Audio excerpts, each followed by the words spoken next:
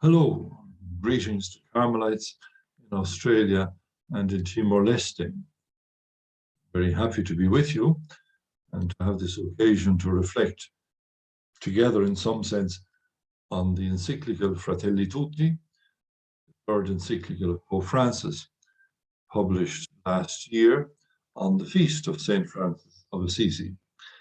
And so before I get in, I'll just divide the screen and we can work it from there. So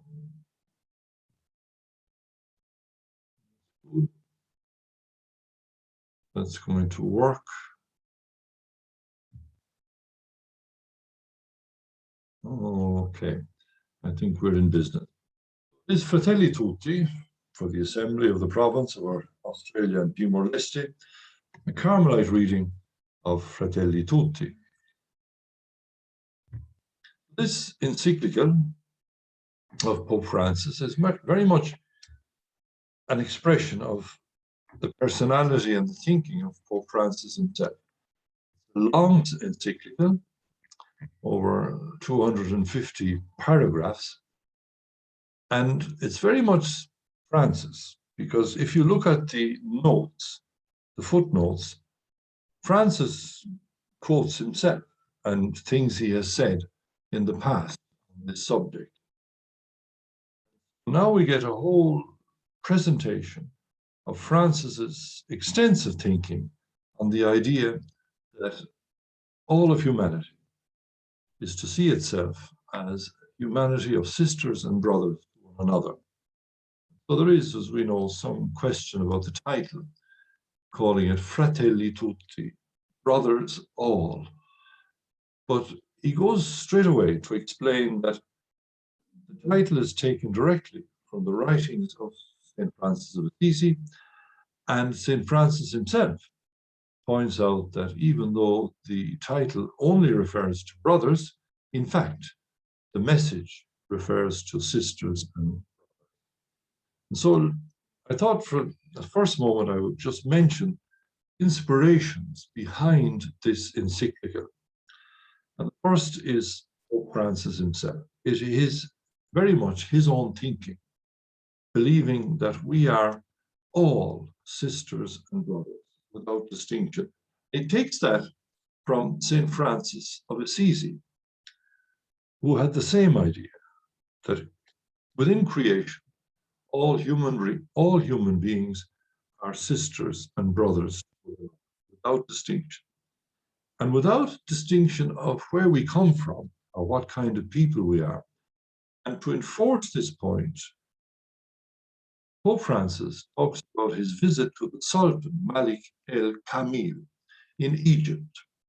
So Francis leaves Italy, travels at a time when travel was a bit more difficult than it is today, just to visit this Sultan, a Muslim Sultan, in order to be able to express this idea of believing that this man was his brother.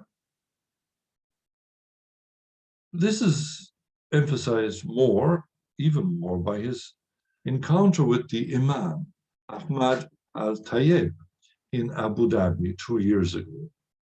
And he himself says, these are the inspirations behind this encyclical, this belief that we who belong to different religions, we who come from different countries and cultures, we who are separated by large distances, all of us can see ourselves as sisters and brothers to one another.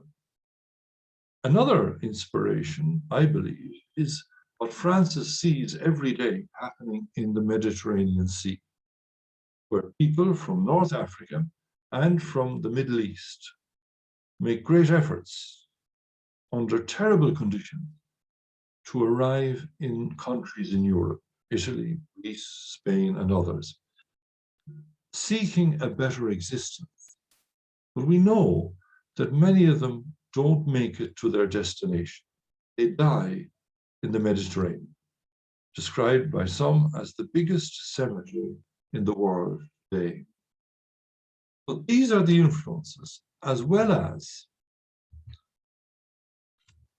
the arrival of COVID. He says, as I was writing this letter, COVID-19 pandemic unexpectedly erupted, exposing our false securities. Now, I put that in here right at the beginning because that's part of our present reflection in the church.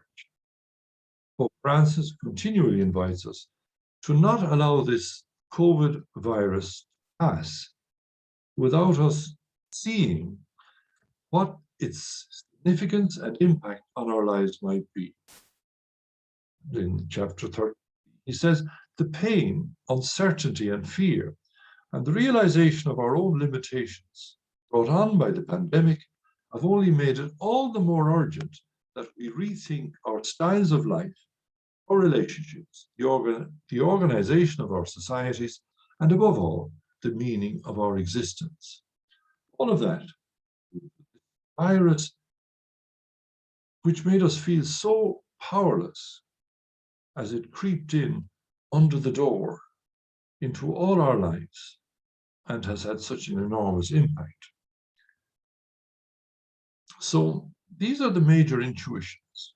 From the Sultan, we learn that we are all brothers, no matter how different we are and how far from one another we live. From the Imam, religion cannot be used to justify violence against others. From the Mediterranean, migrants are to be welcomed. They are our sisters and brothers. And COVID-19, learn from this experience, caring for one another. There can be no return to the way things were. We are all in the same boat. So these are, at the beginning, some of the major intuitions we find in this document.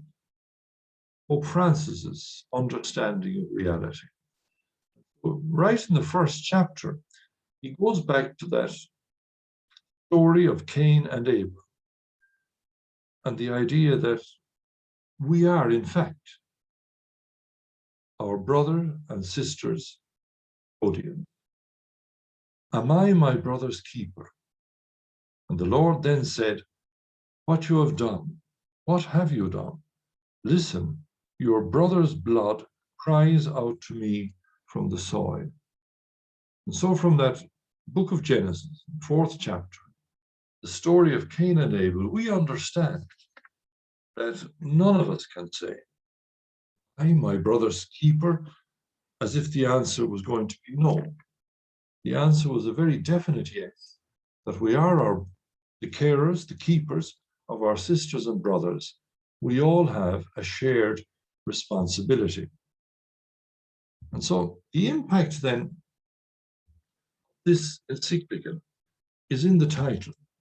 All of us, all are sisters and brothers. And you have to think about that. Think about everybody in the world. And we are so different. And we are so divided by distance and ideas and so many things. But it doesn't matter. All of us are sisters and brothers. In that, we as sisters and brothers dream of humanity, of the world, living in the conditions that allow us to be sisters and brothers to one another. That's the dream. And Francis returns to the idea of dream quite often. He says how important it is to dream together. By ourselves, we risk seeing mirages, things that are not there. Dreams, on the other hand, are built together. Like the dream of Martin Luther King. His dream wasn't for himself. His dream was for other people. And it is those dreams for other people that we believe are important and prophetic. So in this first 30 minutes, I wanted to give you an idea of what's in the document. And so I begin with these key words and strong ideas that come out of the document. And I ask you to contrast words like clouds over the world, a closed world, walls being built everywhere, barriers separating people, individualism, and contrast that with the other words that Pope Francis is proposing: solidarity, social friendship, hope, coming together, open-heartedness, communications, no boundaries, tenderness, contemplative gaze, and bridges, building bridges rather than walls and barriers. And a further, what I believe is a key insight in this document, is that what I described in that first chapter, clouds over the world, represent many different kinds of violence. Violence committed by people against people. Violence in society, in business, in politics, in sport, in religion, in all the different dimensions of life. A violence that diminishes the dignity of the human person. And the only solution to that violence is for us to see one another as sisters and brothers. So we have that word fraternity, and it will appear very often in the document. The kind of alternatives to fraternity are solidarity and social friendship. But of course, fraternity asks us to look upon ourselves as sisters and brothers to one another, which is a closer relationship than solidarity. Solidarity as a word doesn't change us, but fraternity does. Being sisters and brothers makes such demands of us that if we are to be really sisters and brothers, we allow ourselves to be changed and transformed. So I thought then in this first section, what I would do is try just to briefly look at each chapter. This, as I said, long document, a long document of 8 chapters. So very briefly, to begin with, first chapter has the title of Dark Clouds Over a Closed World. Clouds over humanity, making it difficult for us to respect the dignity of the human person. All kinds of things that take away from the dignity of the human person. The second chapter is a meditation on the parable of the Good Samaritan. Now, those of you who are familiar with the see, judge, act methodology that has become part of the thinking and methodology of church and theology, will identify this straight away as a pope who looks first of all at reality in the world and then turns to scripture in order to find a wisdom through which he will judge and understand what's happening in the world. And in this case, Pope Francis chooses the Samaritan, stranger on the word, on the road. And he will ask us in his meditation, when he has recounted the story, explained the story, then he will ask us, each one of us, with which character in the story do you identify? Do you identify more with the victim? Do you identify more with the Levite? Do you identify more with the priest? Do you identify more with the Samaritan himself? And in some way, might you actually identify with the innkeeper? Maybe some of us would like to think that we identify with the mule that belonged to the Samaritan, which he then carried. The third chapter opens us out to the concept of love in the world, a love for everybody. Again, sisters and brothers to one another, and sisters and brothers implies a relationship of love extended to all. The fourth chapter, part open to the whole world, concentrates on migrants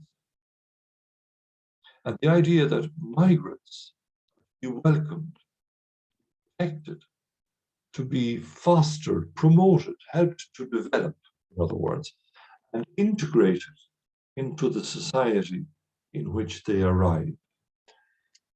The fifth chapter talks about a better kind of politics.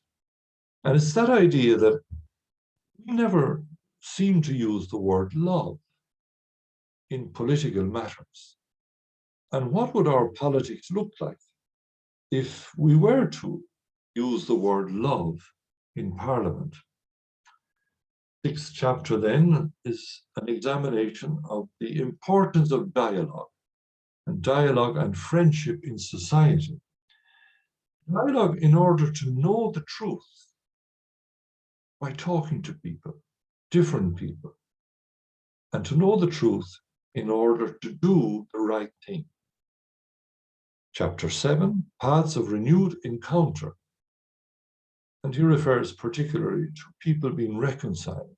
But in this chapter also, he includes his objection to war or any talk of a just war as we used to have in the past. He expresses his opposition to the death penalty and proposes the idea that all of us are builders of peace. In the eighth and final chapter, he talks about the role of religions, recognizing full well that in the name of religion today, terrible acts of violence are being committed in the world. And he wants to affirm that religion has a real place in our thinking in the world today, a real place in helping us to find the solutions we are looking for, if the religion is good and healthy and balanced. So there's a very quick overview of what we have in the document. Let me go into slightly more detail for each of those. First chapter, okay? These dark clouds over a closed world, clouds over humanity, making dignity difficult.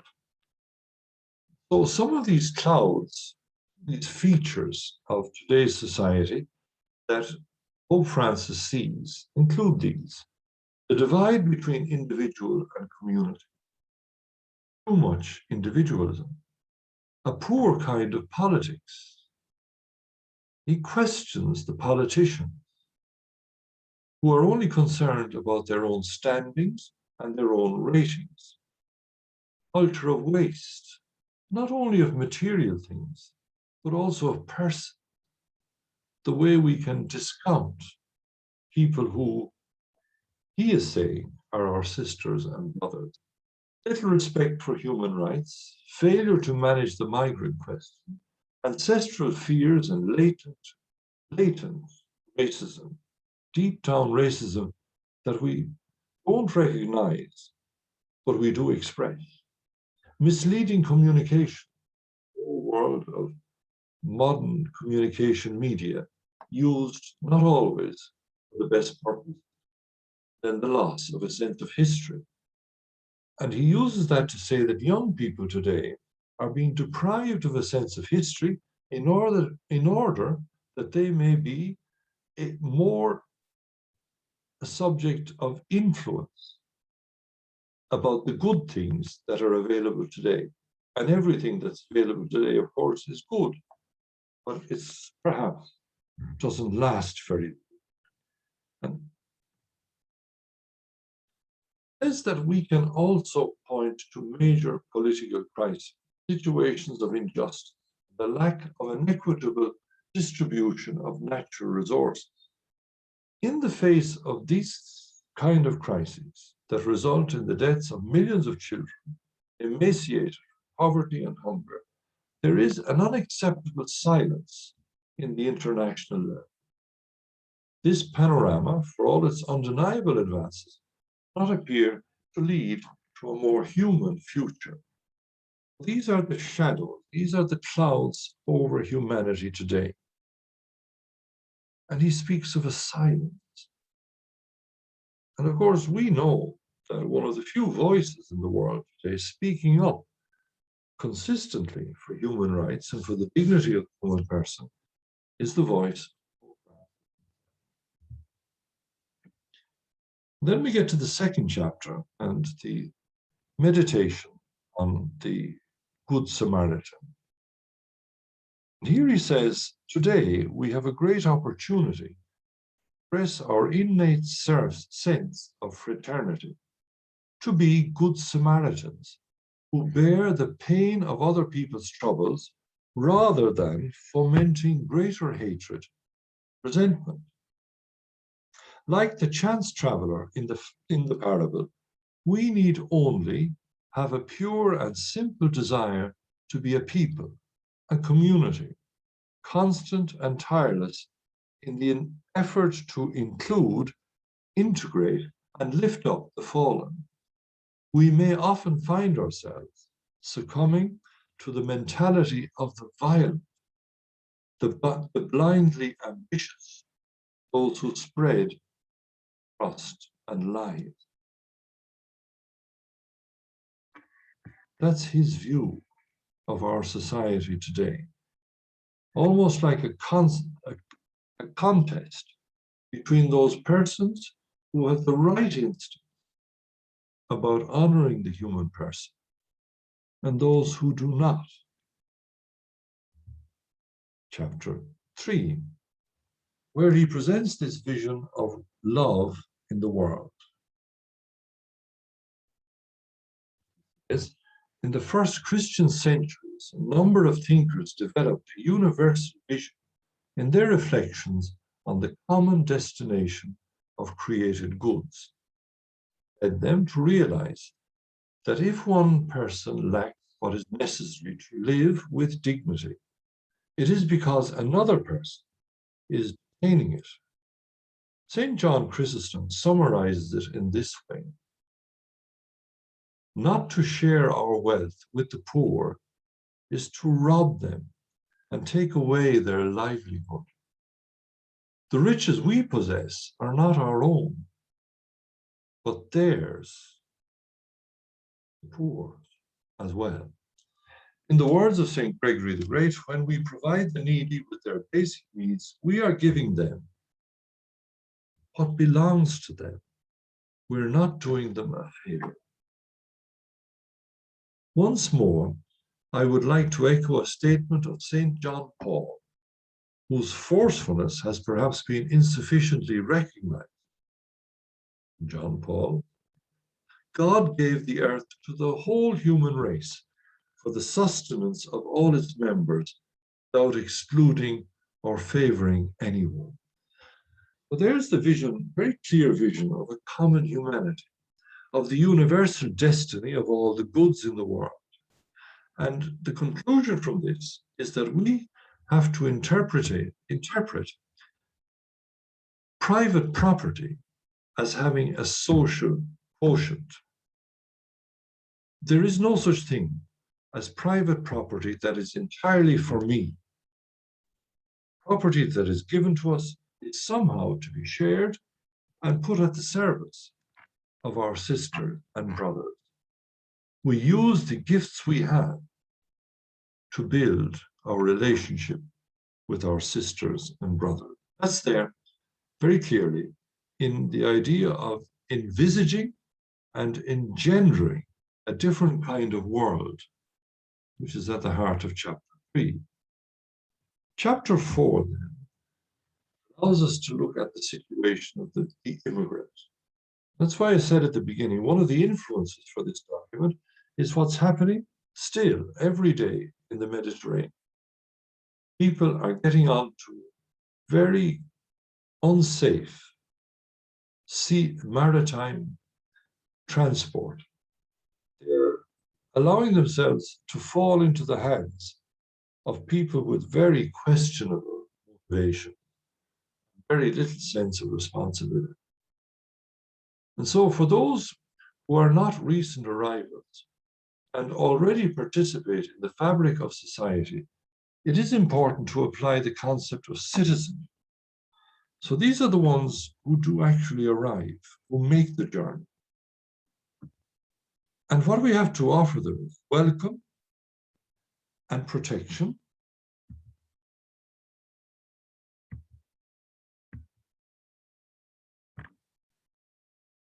promote them and integrate them into society. Integration into society has to do with them eventually becoming citizens. Now, we know in Italy, where I live, that huge numbers arrive at Italian ports. Many of them want to stay in Italy. Many want to move on to other countries, Germany, France, the Netherlands. But wherever they arrive and decide to live and hope to live, there is the opportunity of allowing them to become citizens, which is based on the equality of rights and duties under which all people enjoy justice. It is therefore, here we're reading St. Francis, crucial to establish in our societies the concept of full citizenship and reject the discriminatory use of the term minority, which engenders feelings of isolation and inferiority. Its misuse paves the way for hostility and discord. It undoes any success and takes away the religious and civil rights of citizens who are thus discriminated against. This is working out the idea. If we really believe that we are sisters and brothers to one another without distinction, then this is an invitation. See in each one of these people from difficult circumstances or not. These may not be saints who are arriving on our shores. There's no guarantee that they are saints, but they're normal people seeking, on the one hand, refuge. They emerge, they escape from situations of threat to them, or simply people who are looking for a better way of life. Nothing wrong with that. And why wouldn't we welcome them and create conditions whereby they can come to their full position and security in our society and make their contribution? In chapter 4, he introduces this notion of a better kind of politics. And of course, the document contains all kinds of criticisms of the kind of politics we have now, and a kind of a politics which more often than not is opportunistic and serves more the interests of the politician than the people that the politician elected. Recognizing, he says, recognizing that all people are our sisters and brothers, and seeking forms of social friendship that include everyone, is not merely utopian. It demands a decisive commitment to devising effective means to this end. And that's the work of politicians. Any effort along these lines becomes a noble exercise of charity. Whereas individuals can help others in need, when they join together in initiating social processes of fraternity and justice for all, they enter the field of charity at its most vast, namely political charity. This entails working for a social and political order whose soul is social charity.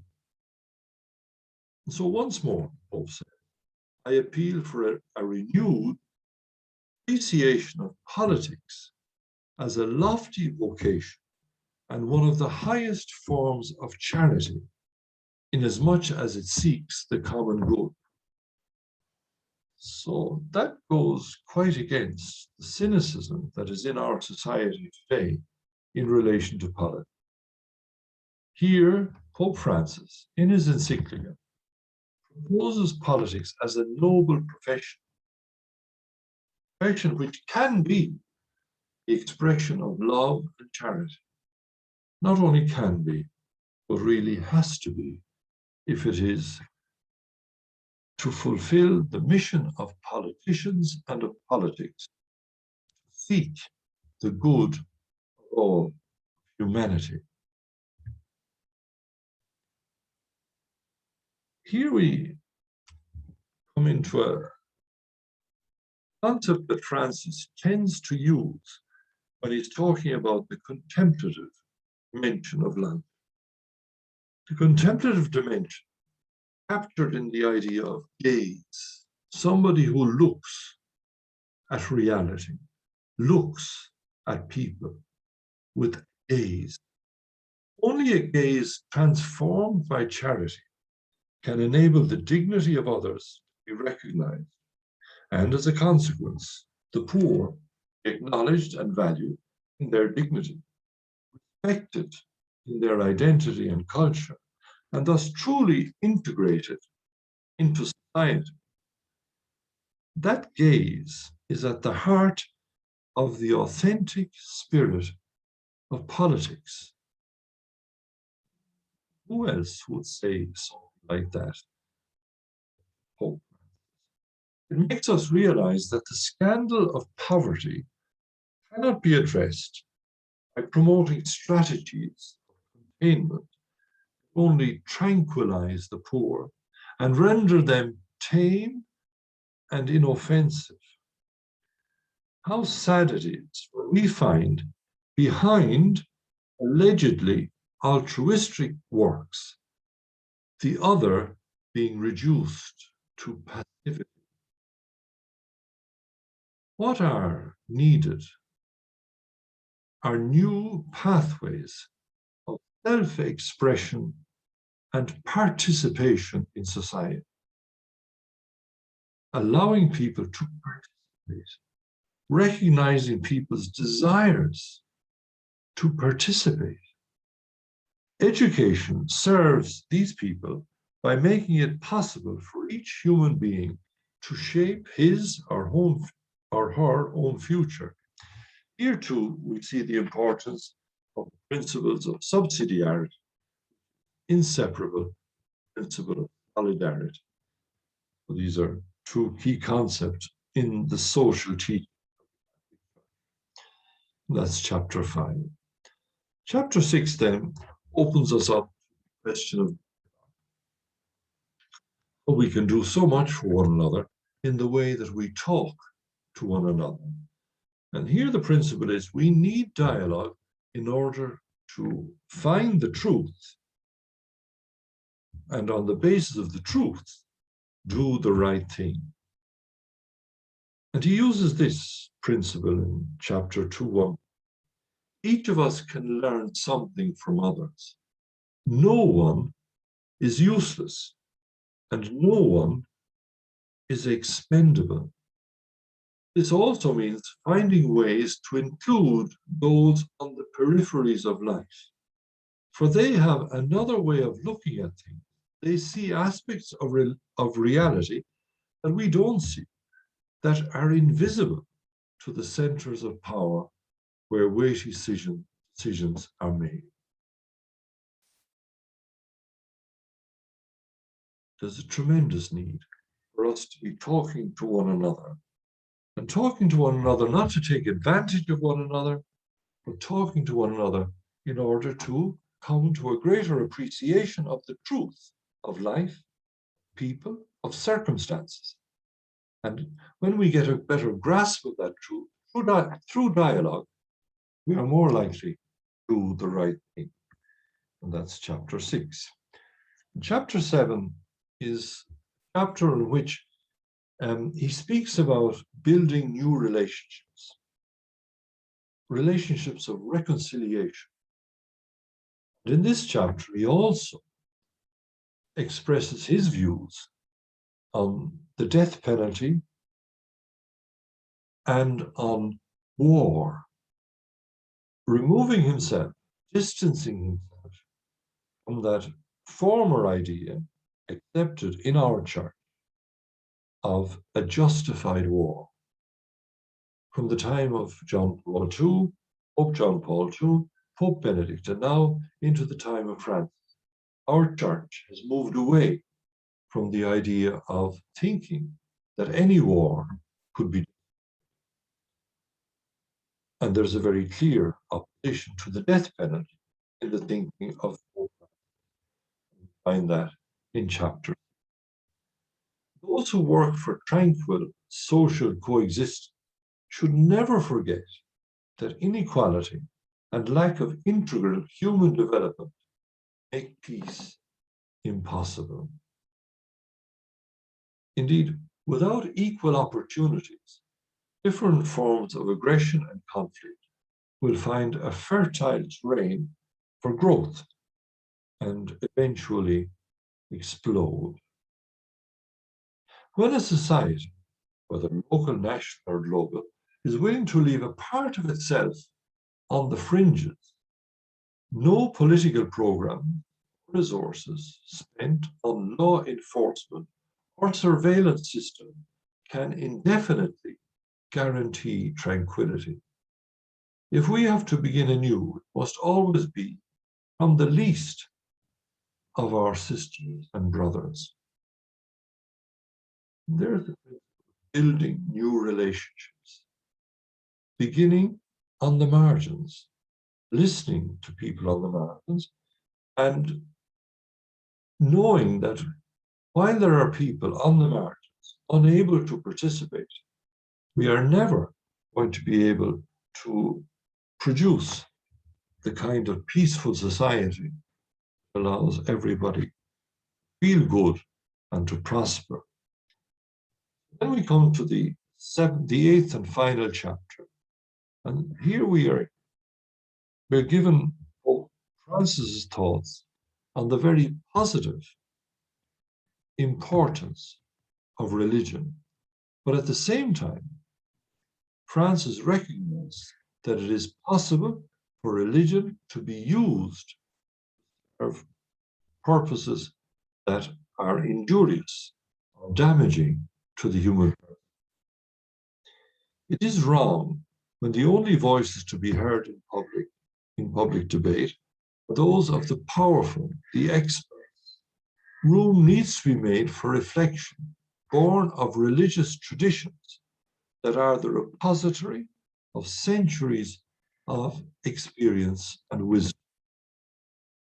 That's religion, good religion. For religious classics to prove meaningful in every age, they have an enduring power to open new horizons, to stimulate thought, to expand the mind and the heart. There is a wisdom in the passing centuries of the history of religion. There is a wisdom in the writing of great religious leaders, people who have studied human life from a religious point of view. And yet often, he says, these people are viewed with disdain as a result of the myopia of a certain right, closing off any consideration of a religion that speaks of the transcendent. So that's the final note for this first presentation, just to add these reflections. In relation to COVID, if we continue to, he would say, all too quickly, however, we forget the lessons of history as the great teacher of life. Once this health crisis passes, our worst response would be to plunge even more deeply in feverish consumerism and new forms of egotistic self-preservation. God willing, after all this, we will think no longer in terms of them and those, but only of us, we together. If only this may prove not to be just another tragedy of history from which we learn nothing. If only we might keep in mind all those elderly persons who died for lack of respiration, partly as a result of the dismantling year after year of healthcare systems. If only this immense sorrow may not prove useless, but enable us to take a step forward towards a new style of life. If only we might rediscover once for all that we need one another, and that in this way our human family can experience a rebirth with all its faces, all its hands, and all its voices, now being clearly expressed beyond the walls that we have erected. And the final note, the note of hope.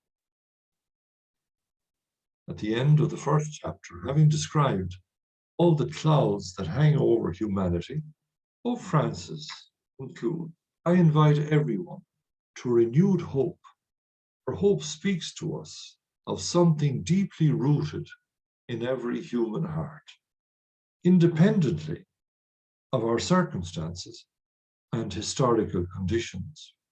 Hope speaks to us of a thirst, an aspiration, a longing for a life of fulfillment, a desire to achieve great things, things that fill our hearts and lift our spirit through lofty realities like truth and goodness and beauty, and justice and love. Hope is bold. It can look beyond personal convenience, the petty securities and compensations which limit our horizons, and it can open us up to great grand ideals, make life more beautiful and worthwhile. Let us continue then to advance along the path